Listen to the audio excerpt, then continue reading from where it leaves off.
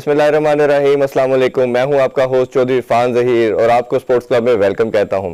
जैसे हम जानते हैं कि पीएसएल के बड़े शानदार और ज़बरदस्त मुकाबले जारी हैं और 13 मैचेस हो चुके हैं। आज 14th मैच होने जा रहा है और हम देख रहे हैं कि कराची किंग्स वर्सेस इस्लामाबाद का मैच है। देखते हैं उसका क्या रिजल्ट आता है। इस हवाले से देखें तो बड़ी प्रोमिनेंट किस्म की परफॉर्मेंसेस भी हम देख रहे हैं। टीम्स की परफॉर्मेंस के हवाले से बात करें तो मुल्तान सुल्तान एज यूजुअल हमने देखा, जिस तरह की लास्ट टाइम की चैंपियन थी, अभी तक वो चैंपियन नजर आ रही है। इसी तरह हम देख रहे हैं कि बॉलिंग के अंदर भी शादाब नंबर 1 है। बैट्समैन के अंदर हम बात करें तो फ़खर नंबर 1 जा रहे हैं। तो इस पे आज बड़ी लंबी डिस्कशन करेंगे और इसमें डिस्कशन के लिए ओबियसली हमें बड़े ऐसा बंदा ज़रूर चाहिए होता है कि जो इस फील्ड के अंदर बहुत ही ख़ास अहमियत रखता हो। हमारे साथ इस पे डिस्कशन करने के लिए very special, very honourable miss Aliya Rashid हमारे साथ है। मैम अस्सलाम वालेकुम। वालेकुम अस्सलाम। Thank you fan. Thank you so much जी, आपने हमें टाइम दिया। मैम, मैं रादर दैन हम पीएसएल की डिस्कशन करें उससे वाले, क्योंकि एक्सक्लूसिव आपके साथ शो कर रहा हूं, तो काफ़ी फैंस इस हवाले से जानना चाहते हैं क्योंकि फीमेल की टेंडेंसी हमने देखा क्रिकेट में कम होती है। चले हाल दो कि क्रिकेट की तरफ अब लड़कियां काफ़ी आ रही हैं, बट एनालिस्ट हमने आपसे पहले किसी को प्रोमिनेंट देखा नहीं। तो थोड़ा सा अपना बताइए कि आपने कैसे अपना जर्नी को स्टार्ट किया और कैसे फीलिंग आई कि मैं क्रिकेट के अंदर इतनी गहरी नजर रखूंगी कि मर्दों को पीछे छोड़ दूंगी। तो वो जरूर हमसे शेयर करें पहले।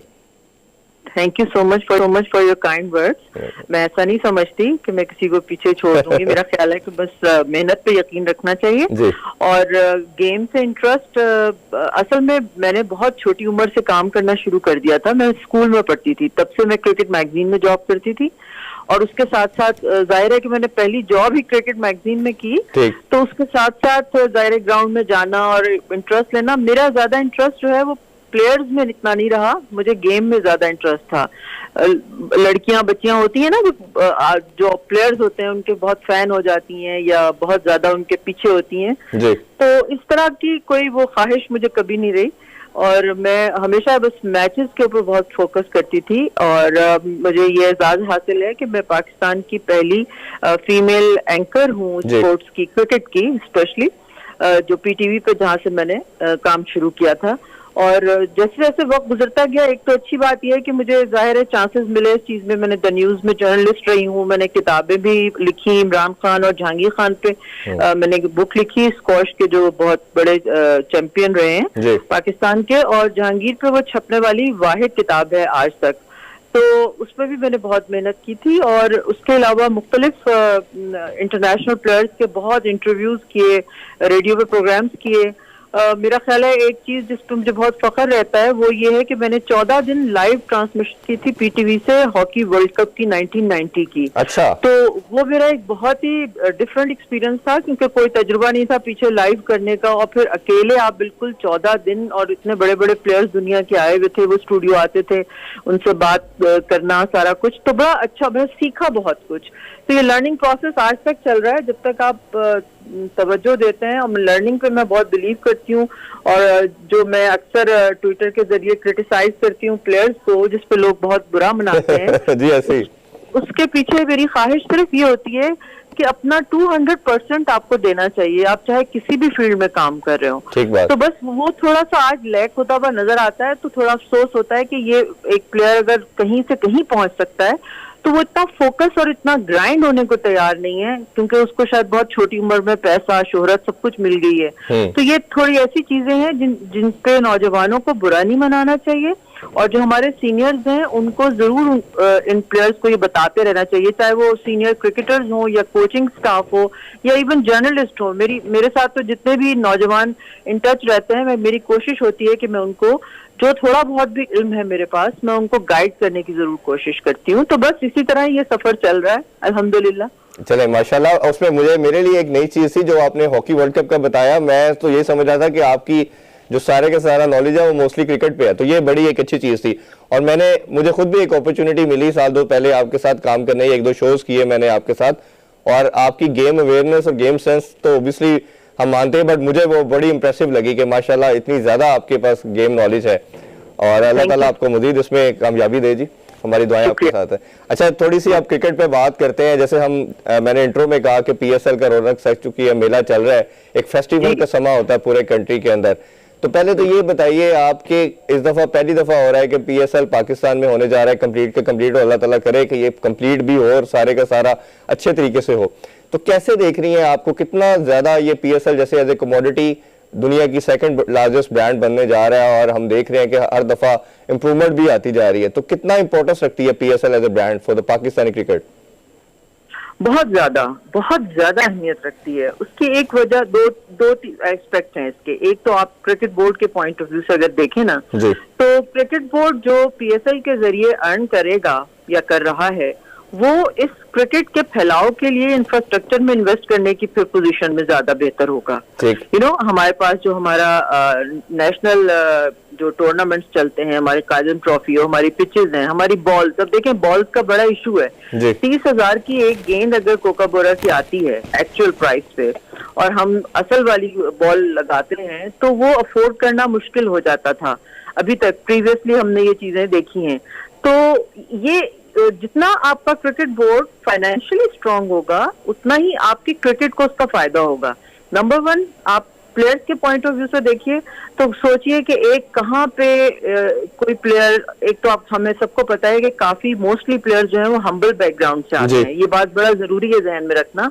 तो उसके बाद अगर आपका कोई प्लेयर जो है वो 2.5 करोड़ से लेके आखिरी जो नीचे इमर्जिंग में आए तो 16.5 लाख तक का अगर कोई बच्चा कमाता है तो ये उसके लिए कितनी जबरदस्त चीज है, सोचने की बात है। क्योंकि ठीक है, हमारी जो काजन ट्रॉफी है या हमारे दूसरे जो इवेंट्स होते हैं उसमें उनके फीसेस हैं, उसमें अच्छे पैसे उनको अब मिलना शुरू हुए। पिछले 2 साल से ये चीज भी शुरू हुई है कि प्लेयर्स को डोमेस्टिक परफॉर्मेंस पे अच्छी अमाउंट मिलना शुरू हुई है, वरना पहले तो ऐसा नहीं था। और उसके अलावा ये है कि यानी अगर आप ये देखिए कि नौजवान प्लेयर जो है वो क्या कहते हैं इसको, ड्रेसिंग रूम में अगर वो सीनियर्स के साथ बैठ के शेयर कर रहा है और वो सिर्फ गेम अवेयरनेस नहीं उसको मिलेगी, उसको उठना बैठना बात करने की तमीज, एक प्लेयर कैसे इवन अपना सामान कैसे रखता है, बड़े स्टॉलवर्ड्स होते हैं। अच्छा, वो प्लेयर चाहे हमें इसमें एक नेगेटिव कह लें या एक लोग इस बात करते हैं कि जी सारे ओल्ड प्लेयर्स हैं या रिटायर्ड प्लेयर्स को ले आते हैं, तो इवन वो रिटायर्ड प्लेयर्स जो अपनी क्रिकेट टीम में अगर रिटायर्ड हो नेशनल टीम में या नहीं भी हो या उनको पिक नहीं किया जा रहा, तो आप देखें इसका कितना फायदा है कि हमारे लिए वो प्लेयर्स जो हैं, हमारे क्रिकेटर्स के लिए तो वो बहुत बड़े बड़े नाम है ना। शेन वॉटसन आए, जैसे फेफ डुप्लेसी आए या पीटरसन आए, केविन पीटरसन थे पहले। एग्जैक्टली। तो फिर आप उसके बावजूद आप देखते हैं गौर से एज ए प्लेयर कि ये कैसे इस आदमी का बिहेवियर कैसा है ग्राउंड के अंदर, ग्राउंड से बाहर, पार्टी में बैठ के, इवन शावर लेता है, अपना सामान कैसे पैक करता है, ये बड़ी छोटी छोटी माइन्यूट चीजें हैं, लेकिन उसके बाद वो सीखने का एक अमल है जो पीएसएल ने प्रोवाइड किया है बेसिकली। तो आप दोनों तरह से देखें कि अच्छा फिर वो कॉन्फिडेंस का लेवल कितना बढ़ जाता है। आप सोचें कि आप सिर्फ नेशनल अपने टीम में खेले हो, डोमेस्टिक खेले हो, और आप एकदम से जाके इंटरनेशनल में जब फेस करते हैं तो हमें एक बहुत बड़ा गैप नजर आता है गेम के उससे भी लेवल पे भी, लेकिन कंडक्ट के लेवल पे भी। तो जब आप इंटरनेशनल प्लेयर्स को अपने यहाँ अपने ग्राउंड पे अपनी ड्रेसिंग रूम में उनके साथ बैठते हैं तो आपके अंदर एक एतमाद बढ़ता है कि नहीं, मैं आगे जाके दूसरे प्लेयर्स को भी फेस कर सकता हूँ। तो मेरा ख्याल है ये एक बहुत ही जबरदस्त प्लेटफॉर्म है जो जिससे आप सीखने का और कमाने का भरपूर आपको मौका मिल रहा है। पाकिस्तान का एक क्या कहना चाहिए सॉफ्ट फेस है ये, और कल्चरली, और उसके अलावा एक चीज जो बहुत अच्छी हो रही है, हमारे हीरोज जिस तरह से इंट्रोड्यूस करवाए हैं पीसीबी ने, तो ये सारी चीजें ओवरऑल बहुत अच्छी हैं, बहुत मजे की चीजें। अब धानी को देखिए, धानी कितने मजे से विकेटें लेते हैं, लेकिन उसके साथ जो एंजॉय करवाते हैं, जो एंटरटेनमेंट है, T20 is all about entertainment ना बेसिकली। तो मजा आता है उनको देखने का, जिस तरह वो उसको सेलिब्रेट कर रहे थे। बल्कि कल तो मैं सोच रही थी कि इमरान ताहिर पीछे रह जाएंगे जितना वो दानी से। अच्छा मैम, अगर मैं पीएसएल को ओवरऑल देखता हूँ ना तो मुझे इसमें सारे बॉक्सिंग टिक्स नजर आते हैं, मुझे इसके बेनिफिट बहुत ज्यादा, जिस तरह आपने भी बड़े डिटेल में एक्सप्लेन किया। बट एक मुझे हमेशा इस पे एक कंसर्न रहा है, रिजर्वेशन मेरी रही, वो ये रही कि हम उसमें देख रहे हैं कि हमारी जो सिलेक्शन का क्राइटेरिया है वो भी अनफॉर्चुनेटली पीएसएल बन गया है। जो मेरा मानना यह है कि जो लड़का काजन ट्रॉफी खेलता है, ठीक है, जो सबसे बड़ा आपके लेवल है डोमेस्टिक के अंदर, वो होना चाहिए। अगर पीएसएल के शॉर्ट फॉर्मेट के अंदर 4 ओवर या 20 ओवर के अंदर उसने किसी ने अच्छी बैटिंग एक्स्ट्राऑर्डिनरी कर ली, चले आप उसको एक पार्ट तो रख सकते हैं, बट एक्सक्लूसिवली पोर्शन नहीं देना चाहिए as for selection is concern. तो आपको लगता नहीं है कि इधर आके बोर्ड थोड़ा सा मिस्टेक कर गया इधर, या वो मिसलीड हो जाता है ऑटोमेटिकली, क्योंकि हाइप बहुत ज्यादा होती है पीएसएल की, और उनसे वो कंट्रोल नहीं कर पाते इस चीज को? देखिए, इसको ना बहुत ओवरवेलमिंग है, और ये बहुत जबरदस्त पॉइंट है जो आपने रेज किया है, क्योंकि मैं भी इस पर सोचती रहती हूँ और बात भी करती हूँ, वसीम से भी मेरी बात होती रहती है। ये बहुत ही गलत चीज है। अब मिसाल के तौर पे धानी का भी मैंने जिक्र किया। आप सोचें कि पहले पीएसएल के बाद धानी को हमने टेस्ट टीम के साथ भेज दिया। हाँ, बिल्कुल ऐसे T20 में परफॉर्म किया था उन्होंने। T20 में परफॉर्मेंस पे हमने टेस्ट टीम में, ठीक है उसने खेलना नहीं था, ये मैं मानती हूँ कि एक ट्रेनिंग का ये एक्सपोजर भी बहुत जरूरी होता है कि आप साथ ट्रेवल करते हैं, साथ टीमों के रहते हैं, प्रैक्टिस करते हैं, नेट में साथ होते हैं, वो सही है। लेकिन ये बहुत ही बड़ा इशू है जिसको हमें मैच्योरिटी से हैंडल करना चाहिए। मेरा ख्याल है कि यहाँ पे जो सिलेक्टर्स हैं उनका काम है बहुत ज्यादा इस चीज को समझने का, और क्रिकेट बोर्ड को इसमें अपना रोल, खासतौर पर रमीज राजा के आने के बाद ज्यादा मेरा ख्याल है इस पर फोकस होना चाहिए कि T20 की परफॉर्मेंस पे आप टेस्ट मैच नहीं खिला सकते। अब मुझे एक बात बताएं, जाहिद महमूद बेचारे का क्या कसूर था? वो उसने T20 में 3 विकेटें ली थी यहाँ पे साउथ अफ्रीका के खिलाफ। हाँ, अब वो प्लेयर जो है वो हमारे कहीं है ही नहीं, दूर दूर तक हमारी नजर में, और उनको भी टेस्ट में डाल दिया गया था तब। जी, वही मैं कह रही हूँ कि टेस्ट में डाल, मतलब हम थोड़ा सा ऐसा नहीं है कि वो टेस्ट में नहीं कर सकते होंगे परफॉर्मेंस, लेकिन ये थोड़ी सी चीज हमें देखनी चाहिए। मगर ये एक चीज मैं बताऊं, इसके साथ साथ रिलेटेड ये है कि हम जो क्लब लेवल पर T20 करवा रहे हैं ना, इससे बड़ा कत्लेआम कोई नहीं हो सकता क्रिकेट का। इसलिए कि यहाँ से खराबी पैदा हो रही है। हमारे जो प्लेयर्स हैं उनको 4 डे क्रिकेट की आदत नहीं रही है, और पीएसएल पे जो इतना ज्यादा फोकस है उसकी वजह वो पैसा और वो शोहरत है जो आपको रातों रात मिल रही है, जिसकी वजह से प्लेयर्स का जो रुझान है, उनकी जो प्रायोरिटी है वो बिल्कुल चेंज हो गई है। टेस्ट क्रिकेट कोई खेलना ही नहीं चाह रहा, और सबका फोकस ये है कि हमें T20 का कॉन्ट्रैक्ट मिल जाए, हम किसी तरह भी T20 में आ जाएं।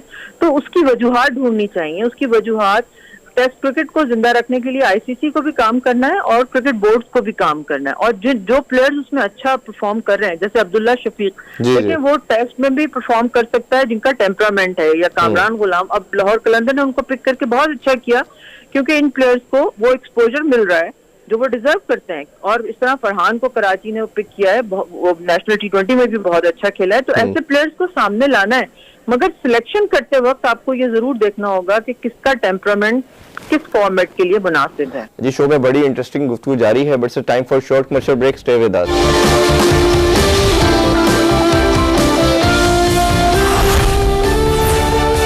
Welcome back sports club. Ma'am Aliya शी से कुछ क्वेश्चन करते हैं। अच्छा मैडम, इसमें मेरा एक और कंसर्न भी ये है कि टेस्ट, जिस तरह आपने बात की कि टेस्ट क्रिकेटर जो है वो ODI और T20 खेल सकता है, बट मेरा मानना यह है कि T20 प्लेयर जो है वो ODI और शायद टेस्ट तो बिल्कुल ही नहीं खेल सकता। दूसरा इसमें यह है कि इस बोर्ड की बात करें, इस रिजीम की बात करें, इस पर मैं आपसे थोड़ा सा पॉइंट ऑफ व्यू लेना चाहूंगा। पहले मैं इसका आंसर ले लूं। अभी इन्होंने विमेन PSL की भी बात की और अंडर 19 PSL की भी बात की। मेरा कंसर्न उस पर यह है कि अगर आप बच्चों को, जिस तरह आपने अभी बात एक पॉइंट आउट की कि अगर आप छोटे बच्चों को भी इस तरफ टेंडेंसी में ले आएंगे कि आपने T20 खेलनी है, उनको ल्योर कर देंगे, पैसा दे देंगे, तो वो शॉर्टकट वाला जो एलिमेंट है उनके अंदर आप इस एज में डेवलप कर रहे हैं। आज मेरा मानना यह था कि आपने अगर कोई उनको इंसेंटिव देना है या कुछ देना है तो आप टेस्ट क्रिकेट का देते, ताकि उनके अंदर टेम्परामेंट पैदा होता। तो आपको लगता नहीं है कि बोर्ड इधर थोड़ा सा डेविएट करके अपनी थिंकिंग में, अगर आप इतने अंडर 19 के बच्चों को PSL के ट्रैक पे डाल रहे हो? मसला पता क्या हो गया है कि ये जो मनी स्पीक्स, और पैसा जब आ रहा होता है या उसके जराए आपको हासिल होते हैं, तो वही बात है कि हर क्रिकेट बोर्ड, अब हम क्रिकेट बोर्ड को क्या बुरा कहें, हम ICC जो है वो खुद जो है T20 देखें, अभी इस साल भी हुआ है, पिछले साल भी हुआ है, तो T20 की जो अहमियत है वो कमाने के पॉइंट ऑफ व्यू से इतनी ज्यादा बढ़ गई है, या उसकी कमर्शियल वैल्यू इतनी ज्यादा बढ़ गई है कि उसको आप इग्नोर नहीं कर सकते, चाहे मैं और आप पसंद भी करें या ना करें। तो ये शायद एक ऐसा पॉइंट है जिसको सामने रख के मार्केटिंग स्ट्रेटेजी या कमर्शियल वायबिलिटी की तरफ देखा जा रहा है। लेकिन जहां तक क्रिकेट को डेवलप करने का ताल्लुक है, अगर क्रिकेट बोर्ड का काम क्रिकेट डेवलपमेंट है, तो उसके लिए उन्हें सीरियस क्रिकेट पर फोकस करना पड़ेगा। क्योंकि देखिए, ये बिल्कुल सही बात है कि टेम्परामेंट नहीं बनता प्लेयर्स का जब तक कि वो बड़ी क्रिकेट, लंबी क्रिकेट नहीं खेलते। तो ये इस पे पाकिस्तान क्रिकेट बोर्ड को खुद ही सोचना पड़ेगा कि आया वो करने जा रहे हैं ऐसा, तो क्या वो मुनासिब होगा या नहीं होगा। और अगर आप कर भी रहे हैं तो उसके साथ साथ आप वो इंसेंटिव आप 4-डे क्रिकेट वालों को भी दें। मेरा ख्याल है कि ये थोड़ा सा जल्दी हो जाएगा, थोड़ा सा गैलरी के लिए खेलने वाली बात भी हो जाएगी, क्योंकि T20 को हर कोई इतना ज्यादा पसंद करता है कि मुख्तसर वक्त की क्रिकेट में और 3-3.5 घंटे में आपका मैच खत्म हो जाता है और फिर पैसे और सारा कुछ हाइप सब कुछ मिलती है। तो थोड़ा सा यहाँ पे मुझे लगता है कि हमें इस फैसले को नजरसानी करने की जरूरत है। बिल्कुल ठीक है। अच्छा, आपके होने का एक और फायदा मैं उठाता हूँ, मुझे ये बताइए, आपने हर 5-6 बल्कि ज्यादा 90 से आप कवर कर रहे हो, तो ये लास्ट जो हमारी रजीम थी और जो करंट रजीम आई है, रमीज राजा एंड हिज कंपनी, आप इन दोनों में क्या देखते हो, डिफरेंस देखते हो? और इनकी जो इकदाम है थोड़े से एग्रेसिव नजर आ रहे हैं। एक अच्छी चीज तो ऑब्वियसली जरूर हम सारे मानते हैं कि क्रिकेटर अगर चेयरमैन होगा तो उसके बेनिफिट थोड़े ज्यादा हैं। तो ये तमाम इनके जो डिसीजन आप 4-5 मंथ्स में देख रहे हो, इनको कैसे देख रहे हो ओवरऑल? हाँ, मेरा ख्याल है, देखिए एहसान मानी और वसीम खान जब आए थे ना, तो वो बड़ा ही मुश्किल पीरियड था। उन्होंने कुछ फैसले बहुत अच्छे भी कर लिए और कुछ फैसले वो करने पे मजबूर भी थे। मिसाल के तौर पे अगर हम डिपार्टमेंट क्रिकेट को बंद करने की बात करें, तो ये सबको पता है कि ये उनका या किसी बोर्ड का फैसला नहीं है, ये प्राइम मिनिस्टर साहब का फैसला है, और जो कि हर बोर्ड जो है उसको हर सूरत इम्प्लीमेंट करना ही था। तो ये हुआ, मगर जो उन्होंने आके फौरी तौर पे जिस तरह से मिक्की आर्थर को हटाया और जो एक प्रेशर था सरफराज को उसके बाद रिमूव किया, और मिसबा को उन्होंने फौरी तौर पे सारे राइट्स दे के बना दिया, हेड कोच भी और चीफ सेलेक्टर भी और सब कुछ, वो बहुत हैज़र्ड था। उनको चाहिए था थोड़ा सा वक्त लेते, क्योंकि वो खुद नए थे। मतलब एहसान मानी साहब तो चले फिर भी सिस्टम को समझते हैं, वसीम खान साहब तो नए आए थे ना, बिल्कुल ऐसे ही। तो उनको पाकिस्तानी कल्चर, क्योंकि पाकिस्तानी कल्चर जो है वो हमारी बड़ा प्रिवेल करता है हमारी मेंटालिटी में, हमारे डिसीजंस में, तो उसको थोड़ा सा उनको पहले समझना चाहिए था। इस वजह से मेरा ख्याल है कहीं वो मार खा गए। मगर मैं उनको बहुत अप्रिशिएट इस चीज पे करूंगी कि अगर आज ऑस्ट्रेलिया भी आपके पास आ रही है, दुनिया की दूसरी टीमें आ रही हैं, तो उसके पीछे वो वाकई बहुत मेहनत की है सानवानी और वसीम खान ने। अनलकी रहे वसीम खान इस लिहाज से कि ये जो न्यूजीलैंड आई और आके चली गई, ये बहुत बड़ा ब्लो था, वरना ये क्रेडिट तो बेसिकली उन्हीं का था। और जहां तक अब रमीज की बात है, इसमें कोई शक नहीं है कि रमीज राजा जो है, एक तो उनकी मुझे एक चीज बहुत पसंद है कि वो सीधी सीधी बात करते हैं, किसी किस्म का घुमा फिरा के कोई चक्कर नहीं रखते, और जो फैसले क्रिकेट के लिए बेहतर हैं उनको वो देख रहे हैं और वो अच्छे फैसले कर रहे हैं और डरते नहीं है। क्योंकि देखें, उनको प्राइम मिनिस्टर ने खुद बुला के ये जिम्मेदारी दी है और जाहिर है कि वो कॉम्पिटेंट आदमी है, तो इस वजह से वो इस चीज का ख्याल नहीं कर रहे कि एक क्रिकेटर और एक नॉन क्रिकेटर, यानी एक कॉर्पोरेट कल्चर का जो आदमी आता है ना, वो बहुत सारी चीजों को एक थ्रू प्रॉपर चैनल देखना चाहता है और उस प्रोसेस का हिस्सा बनाता है और फिर फैसले करता है, उसमें वक्त बहुत लग जाता है। रमीज राजा की ये ट्रेनिंग नहीं है, उन्होंने बस, वो सीधे सीधे क्रिकेटर हैं और उन्होंने आके वो फैसले किए हैं जो क्रिकेट की बेहतरी के लिए हों,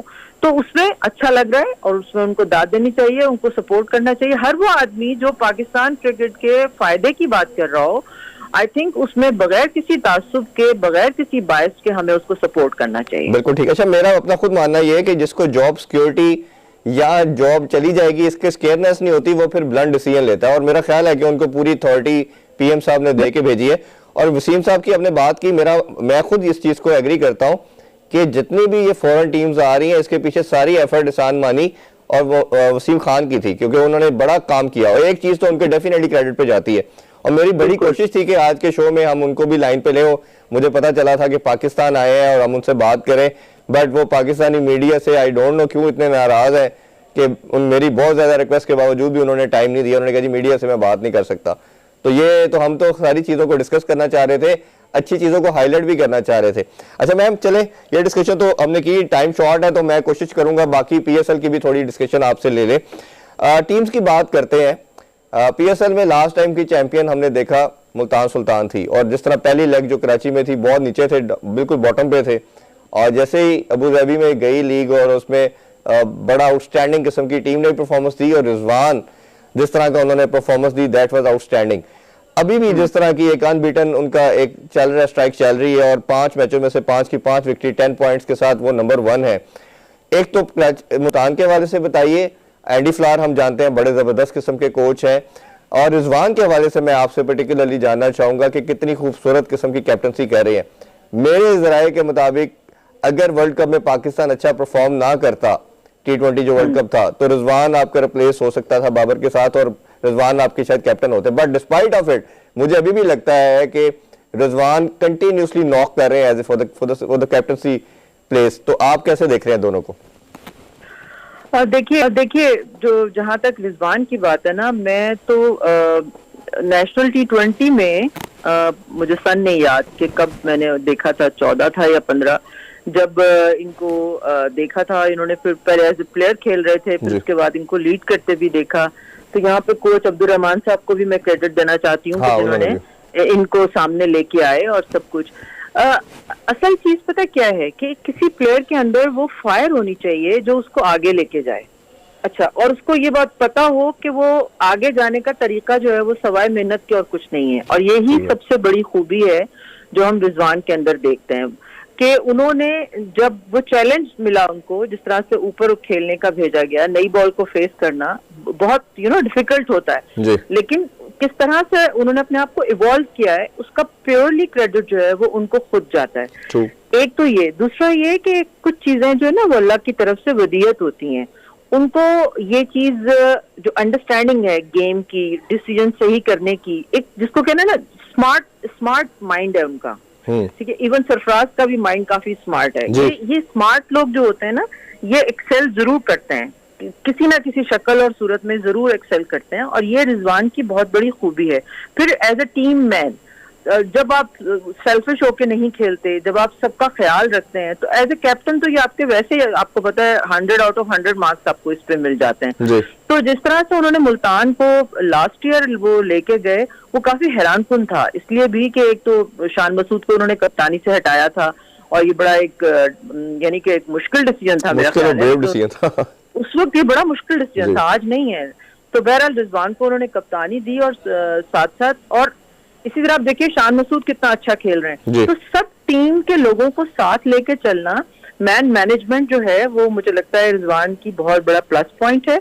और अपनी मेहनत पे यकीन रखना, ये बहुत बहुत जबरदस्त ये चंद चीजें हैं जो खुसूसियात जो उनको आगे लेके जा रही हैं। अभी आप देख लें 5 में से 5 मैचेस जो है मुल्तान सुल्तान जीता हुआ है। तो और क्या चाहिए किसी फ्रेंचाइजीज को कि अगर उसको ऐसी टीम मिल जाए।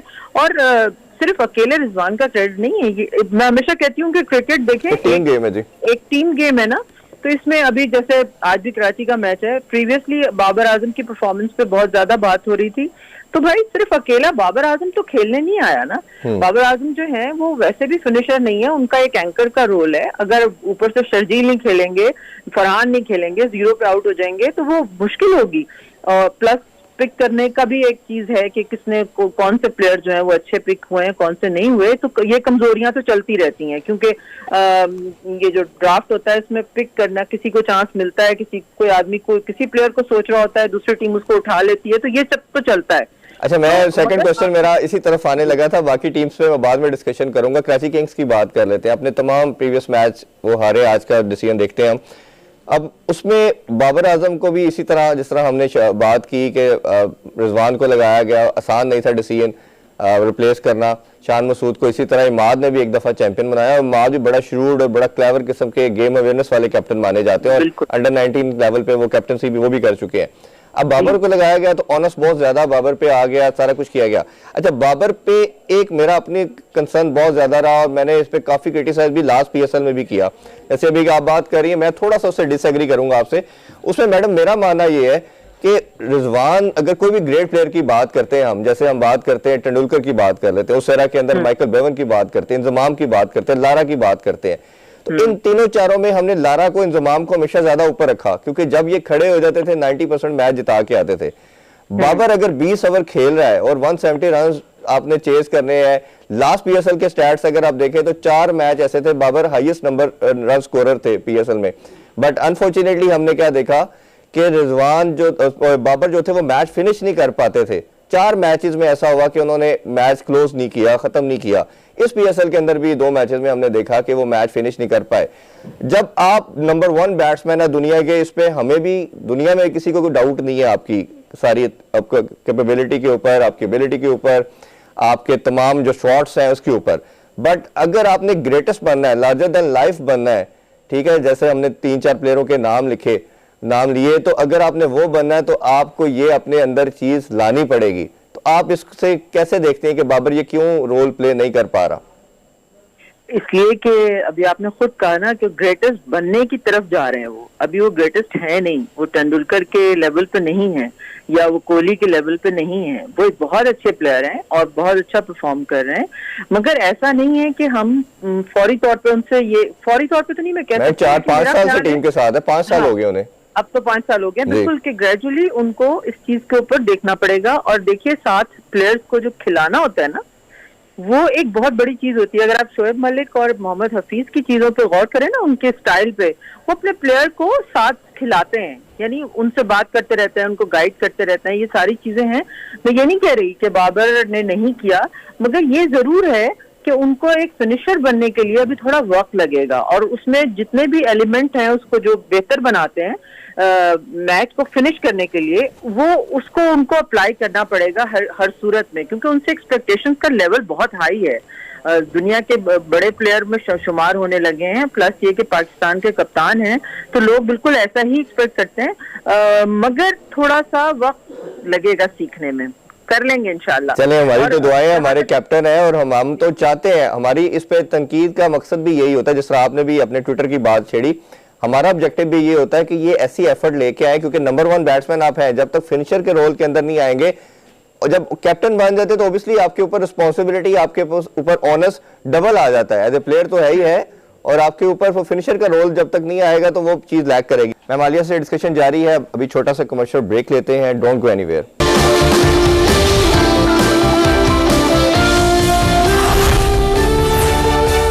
Once again welcome back in sports club. Ma'am Aliya से मज़ीद डिस्कशन जारी करते हैं। अच्छा, थोड़ी सी बात हम बाकी फ्रेंचाइज की भी कर लेते हैं। दूसरे नंबर पे लाहौर कलंदर है जी, इस दफ़ा बड़ी आउटस्टैंडिंग किस्म की हमने देखा परफॉर्मेंस दे रहे हैं। 4 मैच खेले, 3 जीते, 1 हारे, और हम जो 1 मैच हारे भी वो भी हारिस रऊफ को बड़ी अच्छी हिटिंग होगी खुशदिल शाह की तरफ से। तो आप क्या लगते हैं कि ये एक इस दफ़ा की अच्छी है? मेरे इनके ऑनर से जब भी बात होती थी मैं कहता था आप ना पिक अपनी ठीक नहीं करते, आप सारे एक तरह के पावर हिटर ले लेते हो, जब वो करने पे आते हैं तो बहुत बड़ा स्कोर कर जाते हैं, और कभी आपकी क्लैप्स होती है बैटिंग लाइन। जिस तरह फाइनल एक खेला था इन्होंने कराची किंग्स से गेंस, तो उसमें हफीज ने परफॉर्म नहीं किया, एक ही प्लेयर मुझे लगता था जो एंकर करके जाता था इनिंग्स को, वो 0 पे आउट हुए, पूरी टीम इनकी क्लैप्स कर गई। तो आपको क्या लगता है इस दफा पिक अच्छी हुई है, कैप्टन एनर्जेटिक है, नया है, क्या रीजन लगती है, और परफॉर्मेंस को ओवरऑल कैसे समराइज करते हो आप?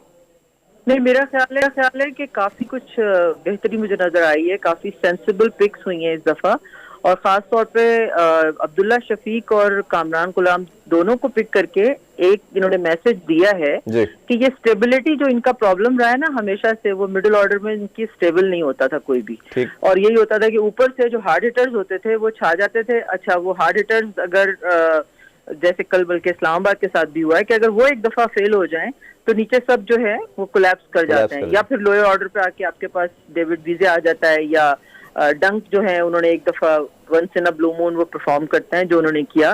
तो इस दफा ये थोड़ी सी पिक में मुझे सेंसिबल लगे। उस डेफिनेटली जो बॉलिंग अटैक इनके पास है राशिद खान समेत, वो किसी और टीम के पास है जितना अच्छा बॉलिंग अटैक नहीं है, और जमान को जिस तरह इस्तेमाल किया है कल शाहीन ने, आपने देखा, मैं शाहीन की बहुत तारीफ करना चाहूंगी, जिस तरह से वो देखें, वही बॉल और वही बल्ला होता है ना, असल चीज क्या होती है कि आपका माइंड किस तरह काम कर रहा है। अगर सही एरियाज में गेंद नहीं पड़ रही तो बॉलर जो है, इसका मतलब है वो वेवर्ड हो गया मेंटली तौर पे, उसको फोकस को वापस लाने के लिए कप्तान का बहुत जरूरी होता है कि वो उसको हौसला देता रहे, दाद देता रहे, उससे प्यार से बात करता रहे, उसको समझाता रहे, जो कि कल हमने देखा कि शाहीन ने हर बॉल के बाद किया। तो एक कप्तान की हैसियत से उन्होंने बहुत अच्छा रोल अदा किया, और ओवरऑल पॉजिटिव ये है कि फखर जमान में बहुत इम्प्रूवमेंट नजर आ रही है।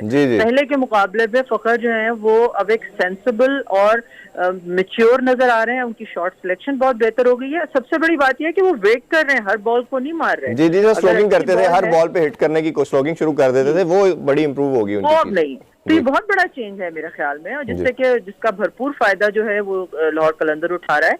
और माशाल्लाह आप देख लें, इस वक्त अभी उनके 6 पॉइंट्स हो चुके हैं, तो लीडिंग फ्रॉम द फ्रंट वाली बात है कि शाहीन ना सिर्फ नई बॉल से विकेट लेते हैं बल्कि अपनी टीम को ऊपर लेके भी जा रहे हैं, तो गुड लक टू हिम। बिल्कुल ठीक है। अच्छा, आगे भी 2-3 टीम रहेगी, इनकी भी थोड़ी डिस्कशन कर लेते हैं। इस्लामाबाद यूनाइटेड की बात करें, वो भी 4 मैच खेले, 2 जीते 2 हारे। शादाब को भी हम देख रहे हैं कि एज ए बैट्समैन भी बड़ा अच्छा इवॉल्व हो रहे हैं, एज ए कैप्टन भी वो काफी अच्छे डिसीजन लेते हैं। इस टीम फ्रेंचाइज को कैसे देखते हैं इनके? बट बॉलिंग मुझे कोई खास नजर नहीं आ रही।